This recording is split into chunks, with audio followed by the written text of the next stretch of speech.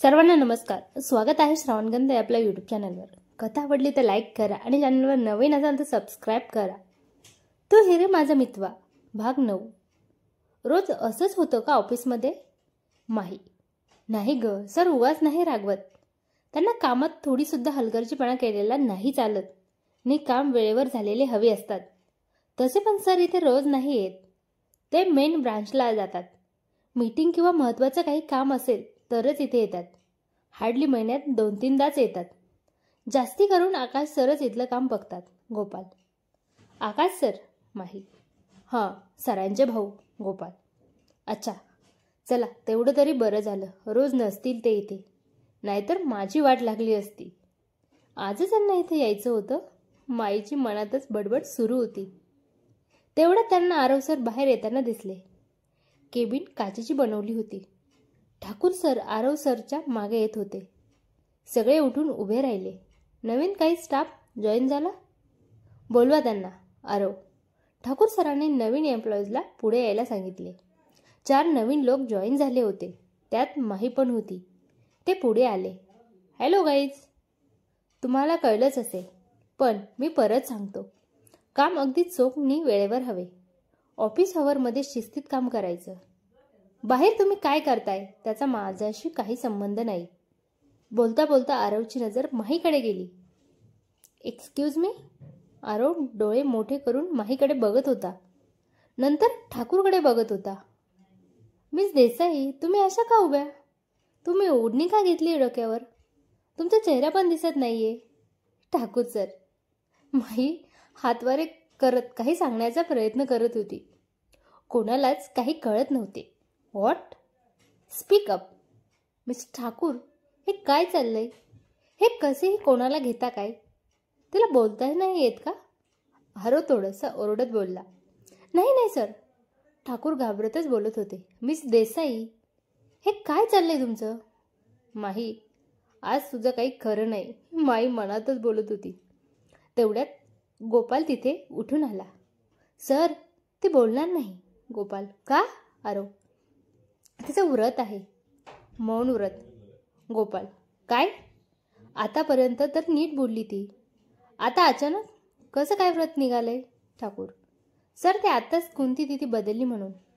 गोपाल कसं तरी बोलला. आपण पकडल्या गेलो तर? मनातच. आणि हे तुला कसं माहीत? नाही, हे काय डोक्यावर ओढणीनी ऑल? आजकाल हे असं कोण राहतं? आरव डोक्यावर आठ्या पाडत बोलला. सर, तो पण व्रताचा एक भाग आहे. तिने मला फोनवर मेसेज करून सांगितले, म्हणून मी आलो इथे सांगायला. गोपाल: व्हॉट? हे असं कोणतं व्रत असतं? Aarav: I don't believe. Sir, असते कोणाची श्रद्धा? इकडे गावाकडे आपल्याला माहिती नाही. भरपूर वेगळ्या पद्धती असतात. ठाकूर: मिस्टर ठाकूर, काम कसं आहे यांचं? आरव: सर, ठीक आहे. आल्यापासून जे काम दिलंय ते व्यवस्थित केलंय. Thakur: okay. You listen. Next time पासून असं काही ऐकून घेणार नाही. म्हणत तो केबिनमध्ये जाऊन बसला. माहीने मान हलवली. काहीतरी गडबड आहे. मला ती ओळखीची वाटते आहे.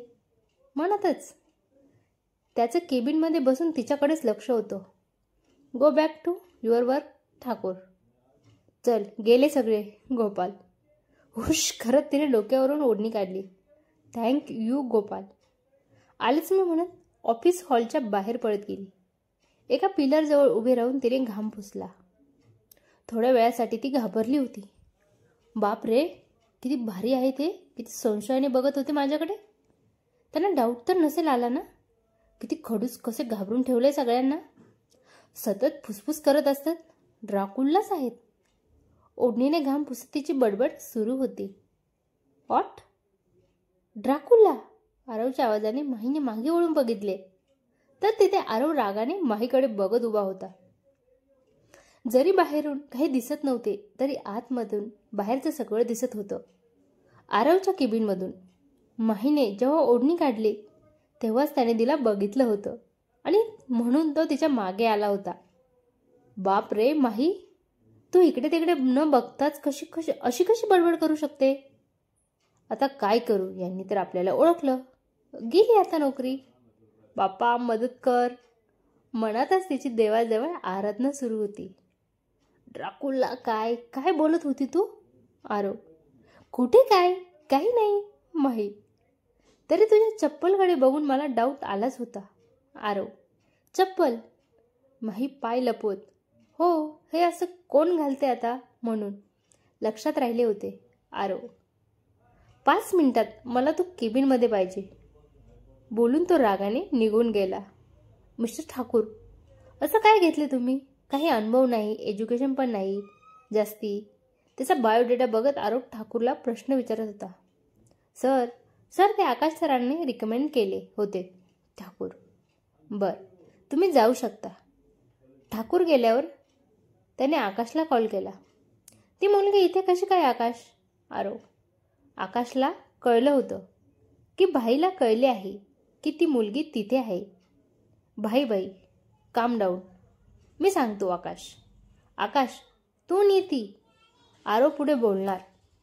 तेवढ्यात आकाश. नो भाई, तू समजतोस तसं काही नाही. आजीने सांगितले होते तिला जॉब द्यायला म्हणून मी मिस्टर ठाकूरला सांगितले. आजीला नाही कसं म्हणणार? काय? आजी ओळखते तिला? आरव. डोंट नो भाई. आकाश. ओके ठीक आहे म्हणत आरवने फोन कट केला. डोर नॉक झाले. कम इन. आरव आला.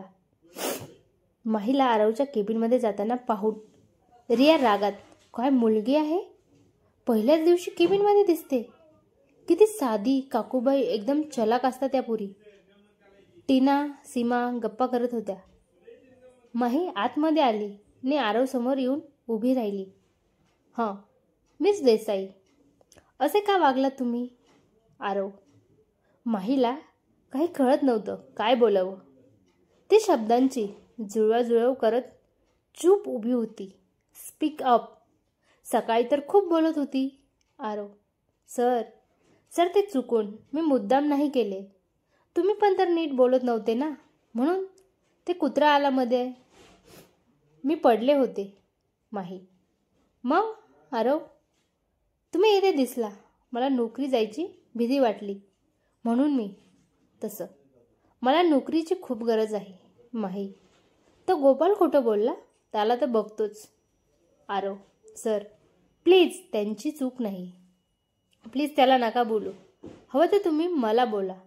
मला जॉबवरून काढा, पण त्याला नको. मला बहीण मानतो म्हणून त्याने मला मदत केली. माही. आरवने डोक्यावर हात मारून घेतला. तुम्ही काम करायला आलात की रिलेशन बनवायला? आरवला आता थोडं हसायला येत होतं. हसू दाबत तो बोलला. बाप रे, ही मुलगी इम्पॉसिबल आहे. तसं पण तो तिला काढणार नव्हता. आजी रिकमेंडेड केले होते. एक चान्स देऊन बघू. बर, एक चान्स देतोय. मला परफेक्ट पाहिजे. एक पण चुकी झाली तर कामावरून काढून टाकण्यात येईल. You may go now. Aarav. ती हो म्हणून वळायला गेली तर तिचा हात टेबलवर असलेल्या पेपरवेटला लागला. तो तिच्या पायावर येऊन पडला. ती कळवळली. ती लंगडत होती.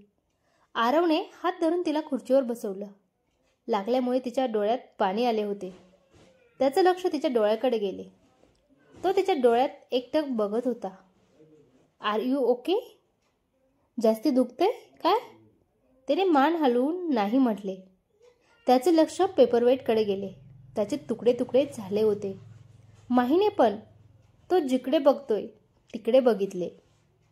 ताडकन उठून उभी राहिली. सॉरी सर, ते मी मुद्दाम नाही बोलत होती की? आरव बोलला. आय नो, ते तू मुद्दाम नाही केले, चुकून झाले. आणि आता तर तेवढे मला कळलेच आहे. जिथे तू तिथे तूटफूट पडापडी तर होणारच आहे. आरव. ती त्याच्याकडे बघत बघत बाहेर गेली. कशी वाटली कथा? कमेंट करून नक्की कळवा. आवडले तर लाईक करा आणि चॅनलवर नवीन असेल तर सबस्क्राईब करा. धन्यवाद.